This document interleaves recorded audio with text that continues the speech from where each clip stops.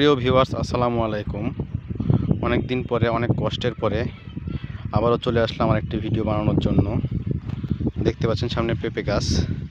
আর কষ্টটা হলো, আমি একটি ভুল কীটনাশক বা পরিমাণ বেশি, আপনার হচ্ছে ডাইমেনশন এবং ফোরসাইবার পার মেশিনে, ফোরসাইবার 20 গ্রাম এবং ডাইমেনশন 20 গ্রাম এই বেগুনের গাছে দিয়েছিলাম মাকড়ের জন্য। এই যে দেখতে পাচ্ছেন বেগুনের গাছ, মাকড়ের জন্য দিয়েছিলাম।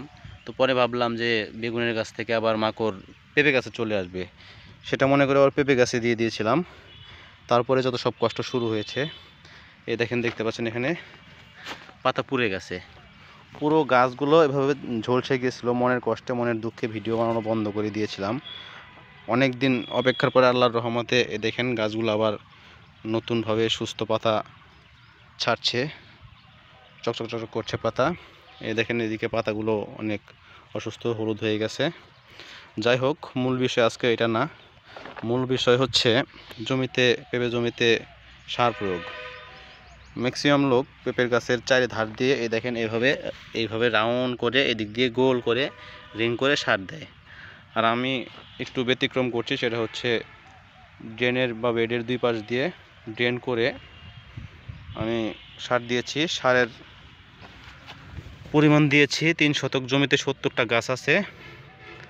তো 70টা গাছে আমি দিয়েছি 7 KG TSP, 3.5 KG potash, 3.5 KG gypsum, আরও দিয়েছি বোরন 200 গ্রাম, আর হচ্ছে দানা দিয়েছি 200 গ্রাম, আরও দিয়েছি হচ্ছে দস্তাটা পরে দিব। আর ইউরিয়া 200 গ্রাম দস্তা দিয়েছি বা দিব, সেচের আগে মাটির উপরে ছিটিয়ে দিব। এবং ইউরিয়া দিব 5 কেজি, পুরো জমিতে উপরে ছিটিয়ে দিব। আগে মাটিটা দিব। মাটিটা আগে দেওয়ার কারণ হচ্ছে টিএসপি এবং ডিএপি এগুলোর সাথে দস্তা মিক্সার করা যায় না, তাতে রিয়াকশন হয়।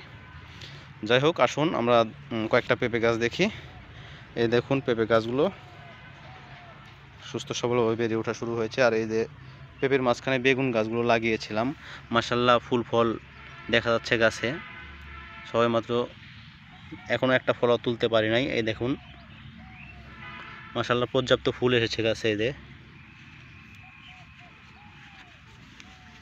প্রতিটা গাছে মাশাআল্লাহ প্রচুর ফুল এসছে। আরও কিছু গাছ দেখাই। এই যে দেখেন ফুল ফল। এবং ওই পাশে একটা গাছ আছে, বা কয়েকটা গাছ আছে ওই সাইড দিয়ে একটু বড়, সেগুলোতে বেগুন দেখা যাচ্ছে। এটা হচ্ছে আপনার পার্পেল কালারের লম্বা বেগুন, খেতে খুবই সুস্বাদু এবং খুবই হচ্ছে ফল দেয় গাছটাতে। এই যে এখানে ছোট একটা গাছে একটি বেগুন দেখা যাচ্ছে। এই যে দেখুন, এটা হচ্ছে পার্পল কালারের বেগুন। এটা গাছটা অনেক দুর্বল, তাতেও একটা ফল চলে এসছে। যাই হোক, সবাই দোয়া রাখবেন আমার পেঁপে গাছগুলো এবং বেগুন গাছগুলো যেন সুস্থ থাকে। সবাই দোয়া রাখবেন, এটাই আপনাদের কাছে আমার প্রত্যাশা। সবাই ভালো থাকবেন। আসসালামু আলাইকুম।